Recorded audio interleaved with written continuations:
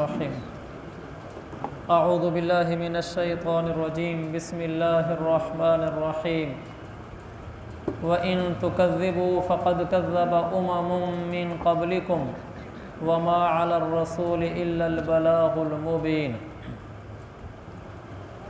अगर तुम मुझे झुटला रहे हो तो तुमसे पहले बहुत सी कौमें झुटलाने की रविश इख्तियार कर चुकी हैं और रसूल पर इसके सिवा कोई ज़िम्मेदारी नहीं होती कि वो साफ़ साफ़ बात पहुंचा दे।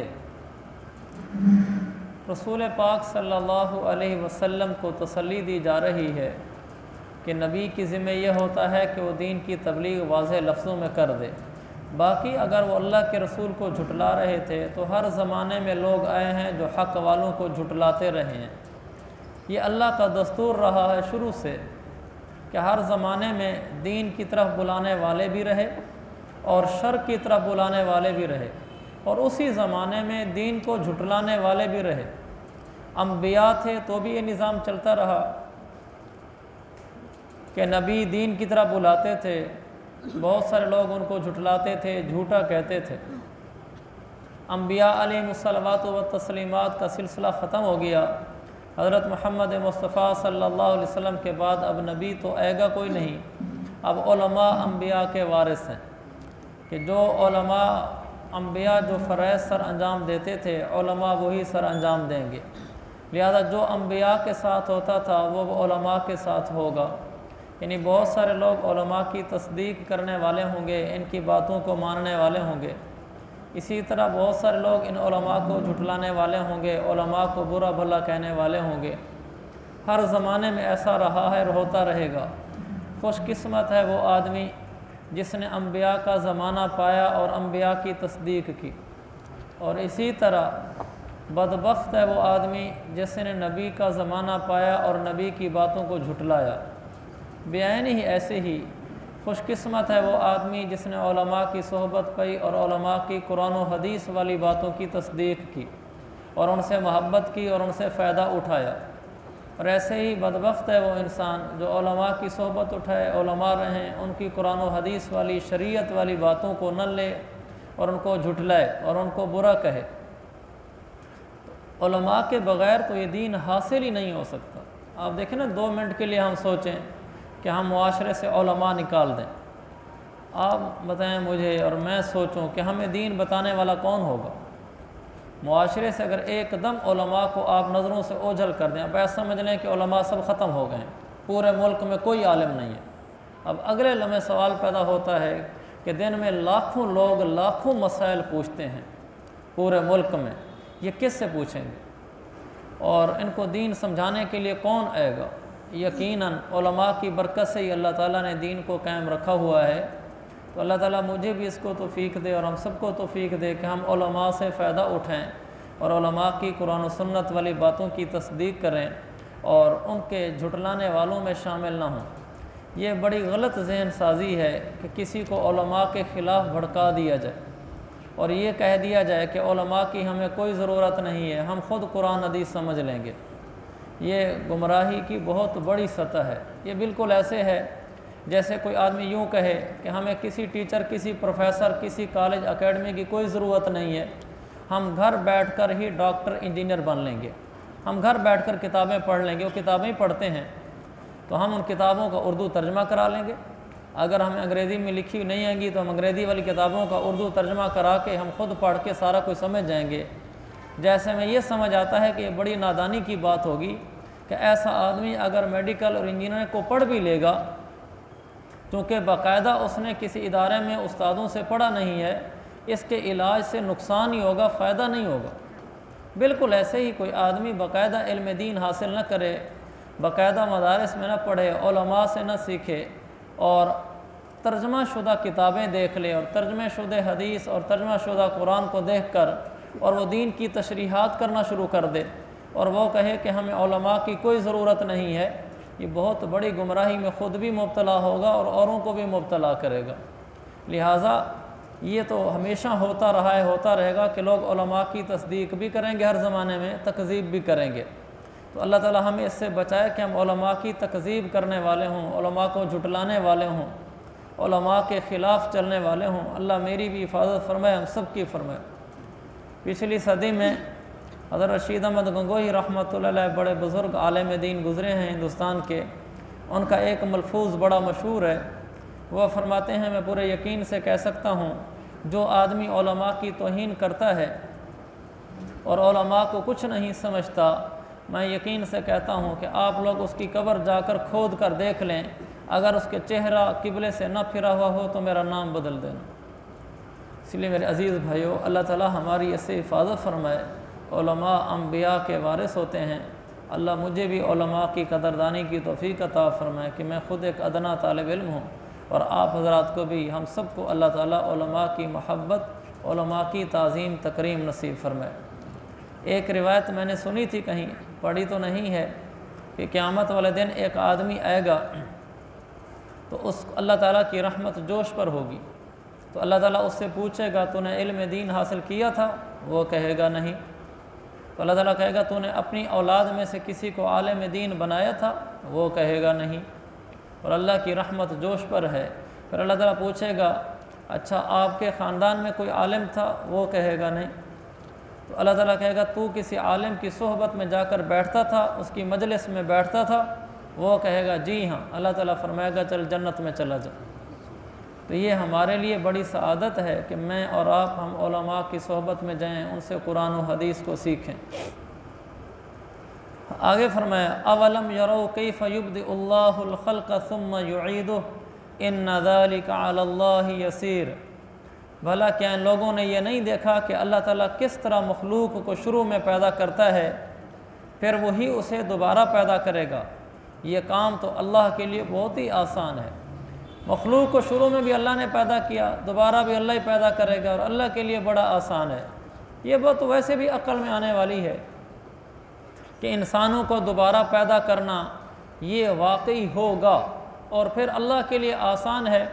जिस अल्लाह पर हम ये ईमान ले आए कि जिसने ज़मीन व आसमान को बनाया है, पूरी दुनिया की मखलूक़ात को बनाया है, पहाड़ों को बनाया है, अर्श फ़र्श को बनाया है, जन्नत व जहन्नम को बनाया है, और दुनिया के सारे ज़ख़ैर ख़ज़ाने अल्लाह के कब्ज़े में हैं। दुनिया के सारे जानवर, इंसान, परिंदे सब अल्लाह की कुदरत में हैं। सूरज, चाँद सब उसकी कुदरत में है। बुलबुल, कोयलें सब उसकी कुदरत में हैं। दरख्त और उनसे निकलने वाले फल, ये सब उसकी कुदरत में हैं। जो सारे जहान को यूँ अपनी मुट्ठी में लेकर खड़ा हो, उस अल्लाह के लिए 6 फुट के छोटे से इंसान को दोबारा बनाना कौन सा मुश्किल है। तो वैसे ही अकल के ख़िलाफ़ है कि आदमी ये तो मान ले कि ज़मीन से दरख्त अल्लाह निकालता है, पहाड़ों को अल्लाह ने बनाया, आसमान अल्लाह ने बुलंद किए, ज़मीनें अल्लाह ने बनाई, समंदरों का पानी अल्लाह ने बहाया, ये मान लें, और हम ये कहें कि अल्लाह ये इंसान दोबारा नहीं पैदा कर सकता, ये तो अपनी अकल पे रोने वाली बात है कि ऐसी नादानी भी होती। अल्लाह ने फरमाया अपने नबी से, आप इन काफिरों से पूछें, वला इन सअल्तहुम मन खलक़स समावाति वल अर्ज़, मेरे हबीब आप इनसे पूछें कि इनसे कहो कि आसमानों और ज़मीनों को किसने पैदा किया। ला यक़ूलुन्नल्लाह, ये काफिर कहेंगे कि इनको तो अल्लाह ही ने पैदा किया। जो अल्लाह इतना बड़ा आसमान बना सकता है, वो अल्लाह 6 फुट का इंसान दोबारा नहीं बना सकता। यानी कैसी नादानी की बात है। ज़मीन बिल्कुल बंजर होती है, कुछ नहीं होता, हम उसमें बीज तक नहीं डालते, उस ज़मीन में बीज तक नहीं डालते। बारिशें बरसती हैं, हम खुद देखते हैं कि दरख्त और फल फूल उगने शुरू हो जाते हैं ज़मीनों से। ये किसने निकाले हैं? और जहाँ हम बीज डालते हैं, आम का दरख्त है, इतनी छोटी सी गुठली डाल कर आते हैं, इतना मोटा बड़ा आम अल्लाह निकाल देता है। जो रब एक गुठली, जो मट्टी में तो लोहा जाकर भी मट्टी हो जाता है, लोहा कितनी मजबूत चीज़ है, जो रब एक छोटी सी गुठली से इतने बड़े तने वाला दरख्त बना सकता है, वो रब ज़मीन में गए हुए इंसान की हड्डी से दोबारा इंसान नहीं बना सकता। कैसी खिलाफ अकल बातें हैं। अगर कोई कहता है कि अल्लाह नहीं बनाता ज़मीन से दरख्त को, तो फिर कौन बनाता है? कोई और है अल्लाह के मुकाबले का तो ले आओ। हम कहते हैं कि अल्लाह ले आता है सूरज को, आप इस सूरज को रोक के दिखला दें। अल्लाह चाँद ले आता है, आप रोक कर दिखला दें। अल्लाह के अलावा और कौन है जो अल्लाह ये सब कुछ कर सके? उसके लिए दोबारा पैदा करना कोई मुश्किल नहीं है। इसलिए हमारा ईमान है कि मरने के बाद ज़िंदगी है। अल्लाह ताला हमें मरने के बाद दोबारा उठाएगा और हम उठेंगे।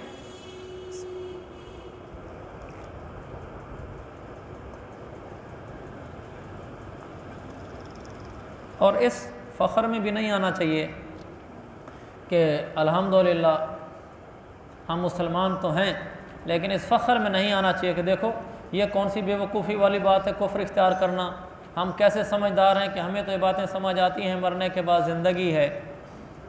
अल्लाह का शुक्र अदा करना चाहिए, फ़ख्र नहीं करना चाहिए। दिल तो दिल है, इसका क्या एतबार है। दिल अरबी में इसको क़ल्ब कहते हैं। क़ल्ब का माना पलटने वाली चीज़। ये तो यूँ से यूँ पलट जाए, 1 मिनट का काम है। अगर ये दिल ही पलट जाए और कुफ्र को सही समझने लग जाए तो क्या कर लेंगे। इसलिए शुक्र अदा करना चाहिए, डरते रहना चाहिए कि या अल्लाह ख़ात्मा ईमान पर फरमाना। कितने वाक़यात हैं कि ज़िंदगी दीन पर गुजरी और ख़ात्मा कुफ्र पर हो गया। एक मस्जिद का मुअज़्ज़िन था, 20 साल उसने अज़ान दी मस्जिद में। तो पुराने ज़माने में स्पीकर पे अज़ान तो होती नहीं थी। शरीयत का हुक्म भी यही है कि मस्जिद की हदूद से बाहर एक ऊंची जगह बना दी जाए, सतून टाइप, उसके ऊपर आदमी चढ़कर अज़ान दे, ये हुक्म है। तो वो आदमी अज़ान देता था। एक दिन उस पर चढ़कर अज़ान देने लगा तो सामने कोई घर में उसकी नज़र पड़ी, तो एक ईसाई लड़की थी, उस पर नज़र पड़ गई तो वहीं उस पर फ़रेफ्ता हो गया। अज़ान देने के बाद नमाज़ पढ़ने भी नहीं गया, सीधा उनके घर चला गया और उनको जाकर कहा कि मैंने इसे शादी करनी है। तो उन्होंने बात की, बात चलने के बाद इस पर रुकी कि तुम अगर हमारे मज़हब पे आ जाओ तो हम शादी कर देंगे। इसने कलमा छोड़ दिया और ईसाई हो गई। तो भाइयों, अल्लाह से डरते रहना चाहिए। किसी वक्त भी दिल पलट सकता है, फ़ख्र तकब्बुर में नहीं आना चाहिए। अल्लाह के नबी, हालांकि आपसे तो इसका इम्कान ही नहीं था, हम जैसों को समझाने के लिए मेरे पैगंबर ने बहुत सारे काम किए हैं। आपकी दुआओं में है अल्लाहुम्मा इन्नी आऊज़ु बिका मिनल कुफ्र वल फ़क्र, ऐ अल्लाह मैं तुझसे कुफ्र के अंदर कुफ्र की पनाह चाहता हूँ। ऐ अल्लाह तुझसे मैं फ़क्र की पनाह में आता हूँ। अल्लाह के नबी ने इससे अल्लाह की पनाह मांगी है कि अल्लाह मुझे काफिर होने से बचाना। नबी तो काफिर हो ही नहीं सकता, हमें समझाने के लिए कि तुम जितने भी नेक बन जाओ नबी के बराबर तो नहीं हो सकते। लिहाजा जब नबी ये डरता है कि अल्लाह काफिर होने से बचाना, तो हमें तो ज़्यादा डरना चाहिए। शुक्र भी पढ़ते रहना चाहिए कि उस अल्लाह ताला ने हमें ईमान दिया है, और फ़ख्र से बचते हुए डरते हुए उम्मीदवार भी रहना चाहिए।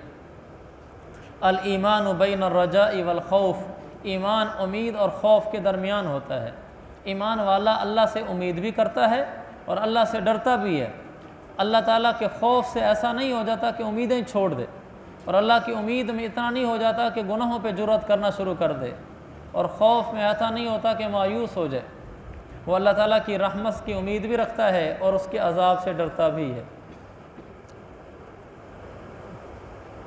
आगे फरमाया कुल सीरू फिल अर्दी फंजुरू कैफ़ बदा अल खल्क़ सुम्मा अल्लाहु युनशिउन नशअतल आखिरा युनशिउन नशअतल आखिरा सुम्मा अल्लाहु युनशिउन नशअतल आखिरा इन्नल्लाह अला कुल्ली शैइन क़दीर।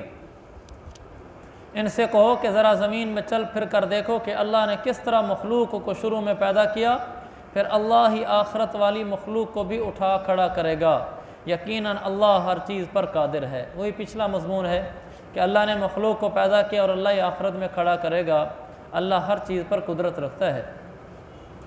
युअज़्ज़िबु मन यशाअ व यरहमु मन यशाअ, वो जिसको चाहेगा सज़ा देगा और जिस पर चाहेगा रहम करेगा। व इलैहि तुक़लबून, और उसी की तरफ तुम सबको पलटा कर ले जाया जाएगा। अल्लाह ताला आफ़ियत फरमाए, रहमत भी उसी की चाह से होगी, अज़ाब भी उसी की चाह से होगा, और एक दिन हम सब ने पलट कर अल्लाह के पास पहुँचना है। एक दिन मैं भी अल्लाह के पास पहुँचा खड़ा होऊंगा, एक दिन आप भी पहुँचे खड़े होंगे। अल्लाह के सामने हाज़िरी होगी, अल्लाह ताला सामने खड़ा करके पूछेगा क्या करके लाए हो। तो उस दिन की मेरे भाइयों तैयारी करनी चाहिए। सारा दिन हम दुनिया में रहते हुए माल की या दुनिया की चीज़ों की तैयारी करते हैं। शाम का ये हमारा आधे घंटे का दौरानिया होता है, ये इसके लिए है कि हमें ये फ़िक्र आ जाए कि मैंने मरने के बाद उठना है, अल्लाह को जवाब देना है, उसकी भी तैयारी करनी है। जैसे दुनिया में हमारे शौक़ हैं, मेरा घर अच्छा हो, सवारी अच्छी हो, कपड़े अच्छे हों, मालो मता अच्छा हो, मोबाइल अच्छा हो, पैसा मेरे पास ज़्यादा हो, कारोबार ज़्यादा हो। हर आदमी की तब एक ख्वाहिश है, अमीर है या गरीब है, ये ख्वाहिश ख़त्म नहीं हो सकती। जैसे ही सुबह शाम हमारे ऊपर ये फ़िक्र सवार है कि हमें दुनिया में उम्दा और अच्छी चीज़ें मिलें, ऐसे ही मेरे भाइयों इसकी भी तो ज़रूरत है कि हमें मरने के बाद उम्दा घर मिले, हमें मरने के बाद जो बिस्तर मिले वो अंगारों का ना हो, वो फूल का हो। क्योंकि इंसान जब कब्र में रखा जाता है, जैसे दुनिया में जितना पैसा होता है उतने इंसान के अच्छे घर में बिस्तर होते हैं, जितना इंसान का अच्छा पैसा ज़्यादा माल होता है उतनी उसके कब्र का कमरा होता है, मकान होता है, दुनिया में घर का कमरा होता है। आखिरत में बिल्कुल ऐसे, जितना इंसान के पास नेकियां होंगी उसी हिसाब से कब्र का कमरा होगा, जितने गुनाह होंगे उसी हिसाब से कब्र का कमरा होगा, जितनी नेकियां होंगी उसी हिसाब से कब्र का बिस्तर होगा, जितने गुनाह होंगे उसी हिसाब से कब्र का बिस्तर होगा। दुनिया में हम अपनी आंखों से देखते हैं, पैसा बढ़ता चला जाता है, घर के कमरे बदलते चले जाते हैं, उनकी सेटिंग, उनकी डिज़ाइनिंग बदलती चली जाती है, अंदर बिछने वाले गद्दे और बेड बदलते चले जाते हैं। जैसे माल होता है, जैसे माल कम होता चला जाता है, ऐसे ही उस इंसान की ज़िंदगी भी तब्दील होती चली जाती है सहूलियात के लिहाज से। बिल्कुल ऐसे ही कब्र में भी होने वाला है। कब्र भी दो किस्म के कमरे हैं, कब्र में भी दो किस्म के बिस्तर हैं। एक कब्र का कमरा वो है कि जब नेक आदमी कब्र में रखा जाता है तो उसके लिए कब्र को खोल दिया जाता है, हत्ता मदा बसर ही, कब्र इतना बड़ा कमरा बन जाता है जहाँ तक उसकी निगाह जाती है, खुला, यानी इसको कोई तंगी महसूस नहीं होती, जैसे खुली जगह में आ गया हो। ये एक कमरा है, इसकी नेकियां थी। एक दूसरा कमरा है, इंसान यहाँ से नेकियां लेकर गया है, हम जो अपने आमाल कर रहे हैं ये हमारा बैंक बैलेंस है। जैसे दिन में जो हम कमाते हैं वो हमारे गले में या हमारे अकाउंट में जमा होता है, इसी तरह दिन में हम जो आमाल कमाते हैं ये हमारे कब्र के अकाउंट में जमा हो रहा है, वहाँ हमारा बैलेंस पहुँच रहा है। जितना अच्छा बैलेंस होगा, जितना ज़्यादा होगा, उस लिहाज से वहाँ सहूलियात तैयार हुई पड़ी होंगी। जितना कम होगा, जितना कमज़ोर होगा, जितना खोटा होगा अमल, उसी लिहाज से आगे सज़ाएँ तैयार हुई पड़ी होंगी। तो हम रोज़ाना सिर्फ पैसे कमा कर अपने घर के कमरे नहीं बना रहे, हम रोज़ाना अमल करके अपने कब्र के कमरे भी बना रहे हैं। तो एक इंसान की नेकियां होंगी, वो कब्र में रखा जाएगा, उसके लिए कमरा होगा मदा बसर ही, जहाँ तक नज़र जाएगी खुला खुला कमरा होगा। और एक दूसरा होगा जो यहाँ से रोज़ाना गुनाह वहाँ भेजता है, जो कब्र के अंदर पहुँच रहे हैं, उसके लिए जब वो कब्र में जाएगा तो उसके लिए अगर था खुला कमरा तो इसके लिए कब्र तंग होगी। कितनी तंग होगी? हदीस में आता है कि इतनी तंग होगी कि कब्र आपस में इसको दबोचेगी। यानी इतनी कब्र तो वैसे ही होती है जिसमें आदमी लेटता है, फिर वो और करीब होना शुरू हो जाएगी, करीब होते होते पसलियों के करीब आ जाएगी। लेकिन गुनाह और भी ज़्यादा थे, वो और आगे होगी और आगे होगी। मेरे आका ने फरमाया हत्ता तख्तलिफ अज़लाहु, ये पसलियाँ दूसरी पसलियों में ऐसे घुस जाएंगी। कितना मुश्किल है, कितना मुश्किल है। यहाँ अगर आदमी एक हथौड़ी हमें इधर मारे और एक हथौड़ी हमें इधर मारे और ये पसलियाँ ऐसे अंदर घुस जाएं, आप बताएं इस तकलीफ़ का तसव्वुर करते हुए भी थोड़ा सा कांपना शुरू हो जाता है आदमी।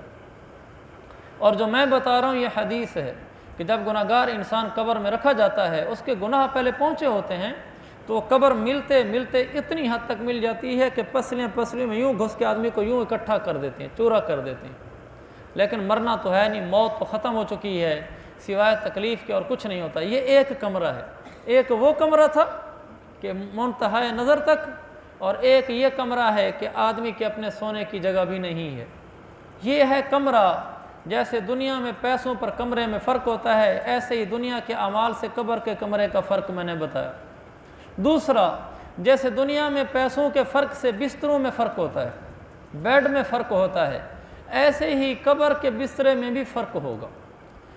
वो कैसे? जब इंसान मरता है, वो कब्र में रखा जाता है, अगर वो नेक होता है तो अल्लाह ताला फ़रिश्ते को कहता है कि जा इसके लिए आवाज़ लगा। फ़रिश्ता जाकर आवाज़ लगाता है, वो कहता है अफ़रिशू लहू मिनल जन्ना, ये नेक आदमी आया है, इसके लिए जन्नत का नरम बिस्तर लेकर आओ। तो उसके लिए जन्नत के नरम बिस्तर नीचे बिछा दिए जाते हैं। ये नेक था।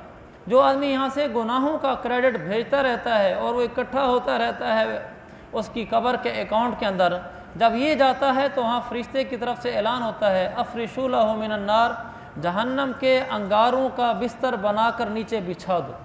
और वो बिछा दिया जाता है। जैसा बैलेंस वहाँ भेज रहे हैं वैसे आगे बिस्तर तैयार हो रहे हैं। बल्कि इसी के साथ ही लिबास का भी तज़किरा है।